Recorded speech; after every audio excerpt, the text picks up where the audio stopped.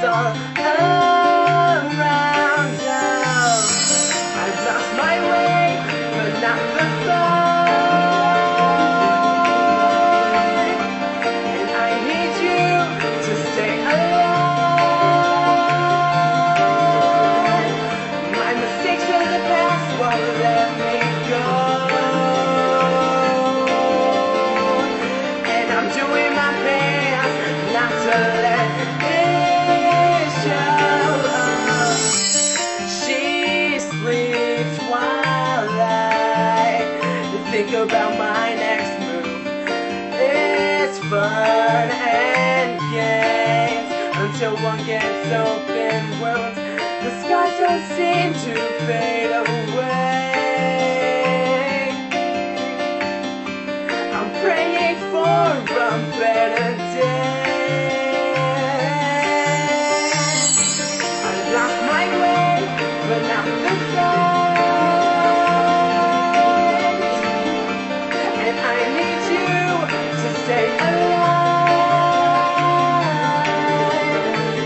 My mistakes in the past won't let me go. And I'm doing my best not to let it show. I lost my way, but not the fight. And I need you to stay alive. Sometimes life can be unfair. I'm in such a perfect nightmare. I'm scared for my life. I'm scared every night. I'm scared for your life. I'm scared every night. La, la,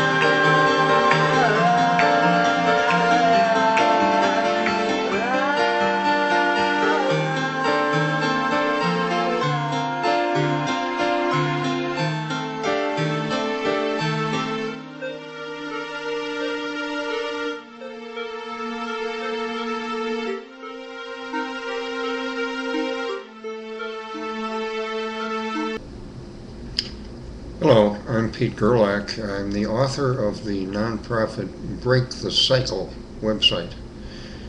That website presents 8 self-improvement lessons which come from my 31 years as a family therapist and 70 years of studying us human critters. The third of these 8 lessons focuses on good grief. All of us throughout our lives form attachments if we're mentally healthy, and eventually the bonds that we form with precious people, things, abstract things, break. Nature provides us with a way of adapting to these losses. It's called grief. Grieving often is a forgotten subject. Many people don't know much about it, and they don't want to know much about it. As a therapist, I've observed a high percentage of well over 1,000 clients and students, most of whom survived early childhood trauma. Many of my clients and students have described being, quote, depressed. I have begun to suspect and now believe much of what is called depression is really blocked grief. The importance of this is people who seek relief by medication cannot get relief if they need to grieve. In fact, medication blocks the healthy response of grief. The purpose of this video is to summarize the thoughts I've got for over 30-some years of pondering what's the difference between depression and grieving. How can you tell?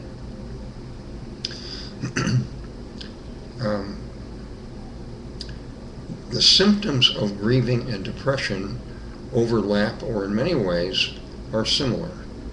Stop to think. When someone says, "How do you know if someone's depressed?"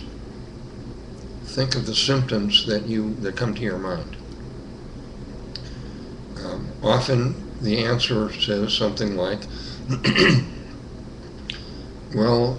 prolonged sadness, deep sadness, despair, apathy, loss of interest in life, inability to enjoy the pleasures in life, sometimes difficulty sleeping, sometimes loss of appetite, sometimes bursts of anger or irritability, sometimes crying episodes or, quote, jags, unquote, with or without any supposed reason.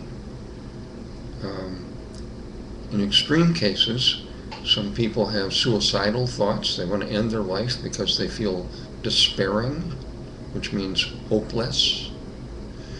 The symptoms of grief, stages of grief, and of depression are very, very similar.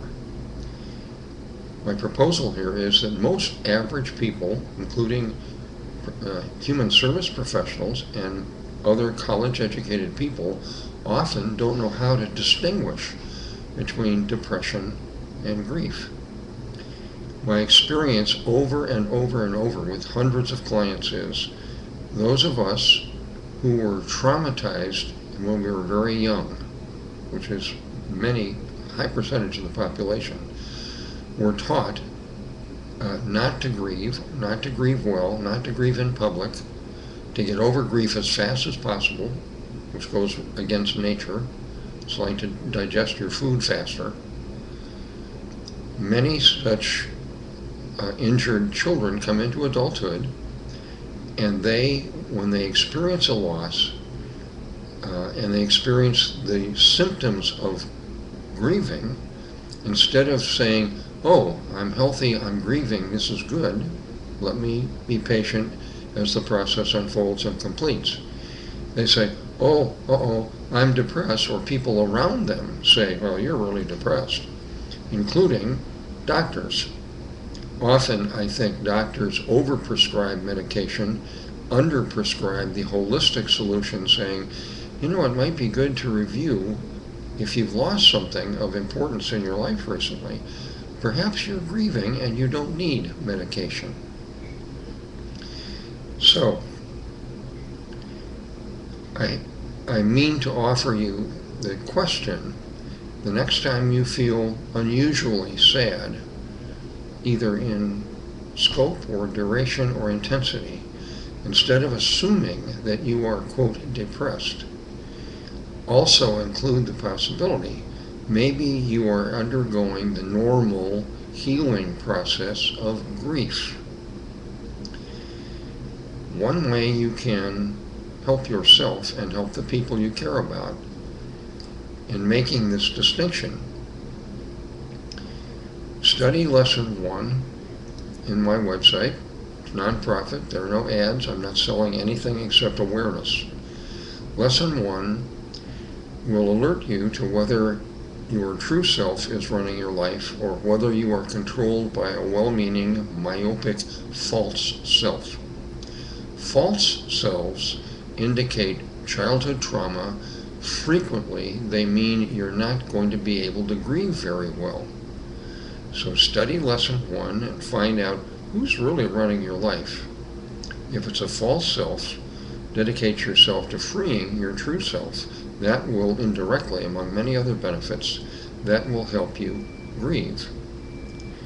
The second thing I urge you to do, invest time studying lesson 3 in the Break the Cycle website. Give yourself information that I suspect you were not given by your parents or your teachers. Give yourself basic information about the normal, healthy, 3-level process of grieving. Some of the other videos in this series will give you an intriguing quiz to see how much do you know about healthy grieving. You probably don't know what you don't know. Study the 3 levels of grieving and the phases that comprise the grief. Doing that will help you understand, am I grieving? If so, where am I in the process? Am I done or do I have more? Study lessons 1 and lessons 3. The next time you meet someone that says, oh, I'm depressed, consider alerting them to the possibility maybe you're not depressed, maybe you're grieving. That includes medical professionals and therapists of every type. As in my experience, many of us, I'm a therapist, I was never trained, ever, on depression, the roots of it, and how it, or grieving, and how those two compare and manifest, and how to differentiate them. So, I hope this will widen your awareness as you seek a serene and happy life, and you seek to provide that for the people in your family and your friendship circle. Be aware of the distinction between depression and normal, healthy grief. Thanks for watching. All right, so let's turn our attention, since we've gone through each of the terms, let's turn our attention first to depressants. And obviously the first and major one of the depressants is alcohol. And ethyl alcohol is what it's referred to. The kind of chemical name is ETOH. And alcohol, and you see below you a brain scan of a woman who has alcohol dependence versus a woman without it. And one of the things that jumps out as you're paying attention and looking at it is the ventricles, how enlarged they are, which essentially means that you have an atrophy of brain tissue in the use in the brain tissue itself as a result of the alcohol dependence. So essentially, the alcohol is, as many have heard over and over again, is a disinhibitor by its nature. Inhibitor, and that's why it is functions as a depressant. In other words, it depresses certain functions, which means it depresses inhibitions, and therefore the person gets more gregarious and outgoing and loud and so forth. So it is a disinhibitor. The interesting thing about it is that oftentimes it kind of unmasks or unrestrains things that you feel when you're not intoxicated, impulses, essentially. So when you're not intoxicated, you feel the impulses, but you restrain them, and alcohol simply takes the locks off, so to speak. So we have the slowed neural processing, reaction time increases, so it takes longer and longer to respond. You have memory disruption, processing.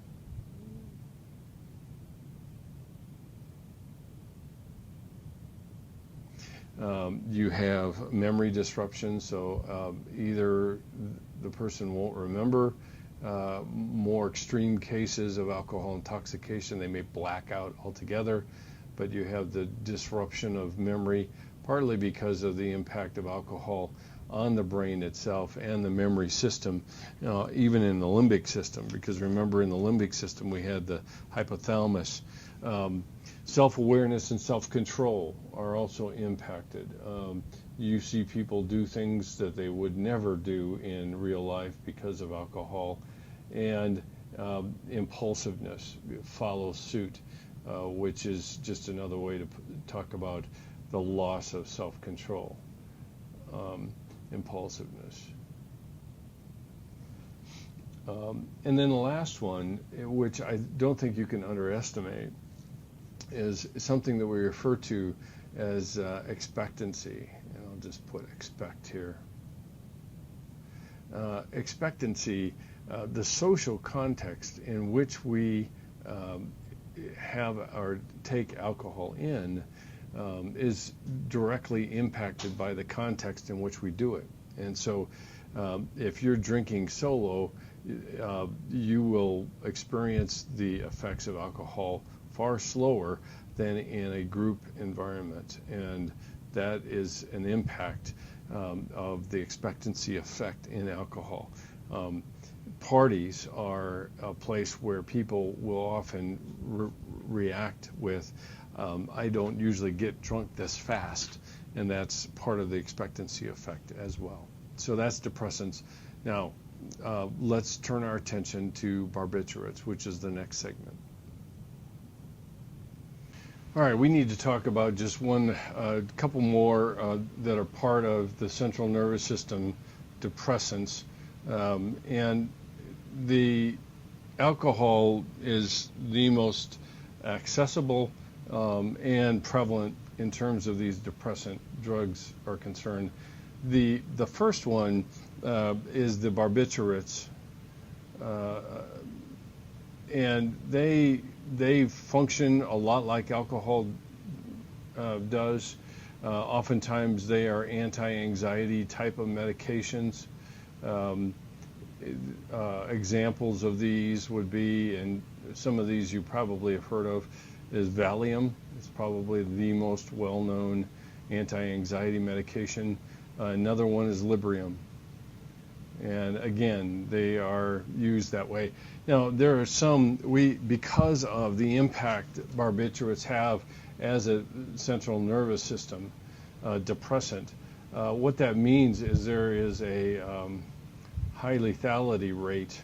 In other words, you can use these to kill oneself in suicide. And so because of that, we have developed other medications that are not as high of an abuse rate or as high of a suicide rate connected to them because of what they do to the body itself. The second class of drugs that fall in the CNS depressant category are opiates. And if you've ever had surgery, these are a lot of times pain-killing, pain-relieving drugs. A good example of that would be morphine. A street drug in the opiates would be heroin. And a close cousin, which oftentimes is used to substitute for heroin, is a drug called methadone. And it doesn't have as debilitating effects socially and otherwise as heroin, so oftentimes it's used as a substitute. And then, of course, from morphine, we get a lot of other drugs that oftentimes are substituted because you can't really take morphine for a long period of time. You can, but it's a little bit like heroin. It just destroys somebody's life. So we have drugs like Percocet. Vicodin is another of those. The codeine is another drug that falls in these categories. Sometimes the one thing about codeine is that sometimes you'll see it in cough medicine because it is antiemetic. In other words, it prompts or it keeps people from throwing up, and it also impacts the cough reflex. And sometimes doctors will use it in cough medicine like that. So opiates and then also barbiturates are the two major other classes of drugs that fall into that. Specifically, they each depress neural activity. Opiates lessen pain and anxiety. Barbiturates, the upside is it also is anxiety, but then you also have memory impairment and judgment, which is also impacted by them as well. So each one has its side effects that have to be weighed out in order to be used at all in a therapeutic setting.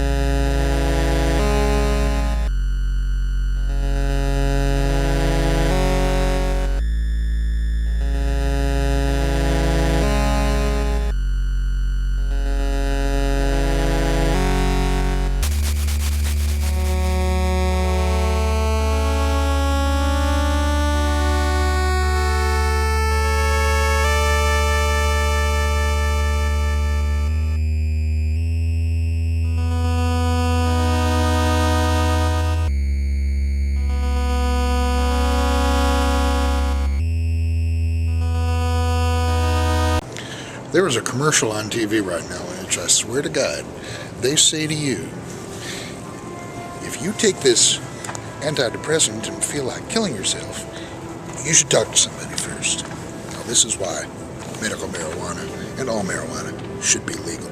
Because look at this. Johnson & Johnson has been ordered to pay $1.1 billion because they didn't tell anybody that their drug Risperdal could, among other things, cause diabetes. Now, what this means is that if Johnson & Johnson had just put in their ads something like, warning, taking this drug may cause you an unfortunate and very painful death, they wouldn't have to be paying this $1.1 billion. And the same thing is true about every antidepressant that is on the market. Every one of them has a downside. There is only one antidepressant that has absolutely no downside, and that is marijuana. Legalize it.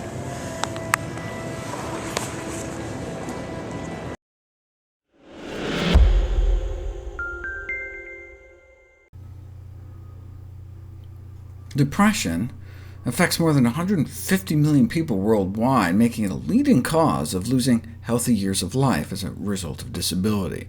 In fact, by 2020, depression may be the second leading cause of healthy years of life lost, second only to heart disease. Why is depression so common? Well, it is said nothing in biology makes sense except in the light of evolution.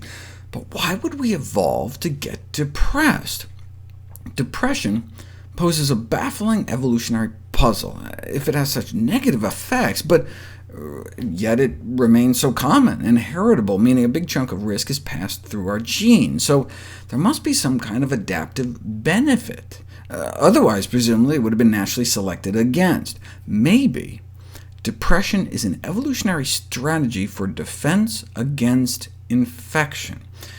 Infection has been the leading cause of mortality throughout human history. The average life expectancy was 25, and it was not uncommon for half our kids to die. With such stark capabilities, infection has been a critical and potent driving force in natural selection. When we become infected, there's a surge of inflammation as our body mounts a counterattack. And then what happens? We feel lousy. We feel sick, we get weak, tired, slow, and sleepy. We don't want to see anyone, we don't want to do anything. All we want to do is sleep.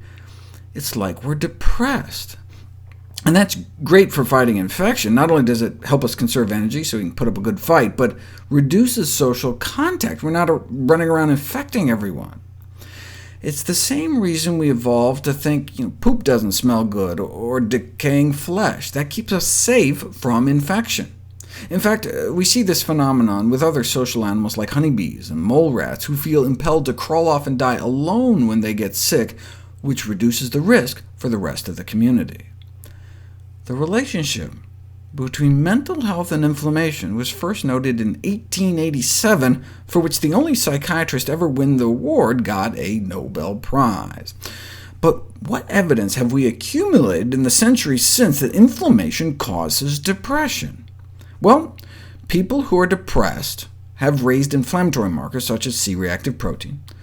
Inflammatory illnesses are associated with greater rates of major depression. Indeed, that's what's found in a variety of inflammatory conditions, including more kind of benign inflammatory conditions like asthma and allergies. And that's important, suggesting the mood symptoms are not simply feeling bad about having a terrible disease, but may be directly tied to the inflammation. And most powerfully, you can actually induce depression by inducing inflammation. Like when we give interferon for certain cancers or chronic infections, up to 50% go on to suffer major depression.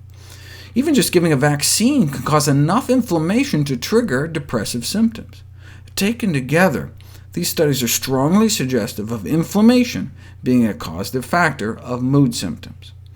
So, can an anti-inflammatory diet help prevent depression? We didn't know until about 43,000 women without depression were followed, along with their diets, for about a dozen years to see who became depressed. And it was those who ate a more inflammatory diet pattern, characterized by more soda, refined grains, and meat, suggesting that chronic inflammation may underlie the association between diet and depression.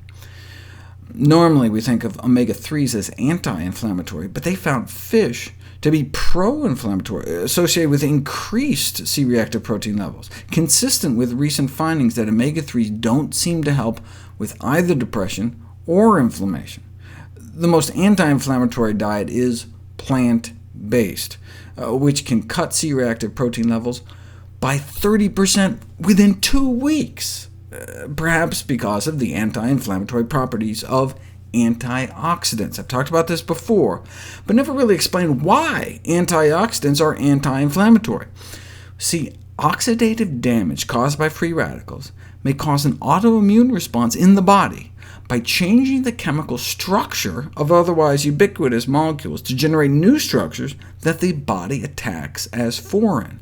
For example, when LDL cholesterol gets oxidized, our body creates antibodies against it and attacks it. And so clinical depression can be accompanied by increased oxidative stress and the autoimmune inflammatory response it creates. Free radicals lead to autoimmune inflammation. Where else does inflammation come from in our diet? Endotoxins. Right? It's worth reviewing how the endotoxins in animal products can cause a burst of inflammation within hours of consumption. What does it do to our mood? If you inject endotoxin into people, within a few hours, inflammation shoots up, and so does feelings of depression, as well as feelings of social disconnection between people. Although previous research has demonstrated that inflammatory activity contributes to depressive symptoms, no work in humans has examined the effect of experimentally induced inflammation on anhedonia, the lack of reaction to pleasurable stimuli. This is an important symptom of depression. No work has been done, that is, until now.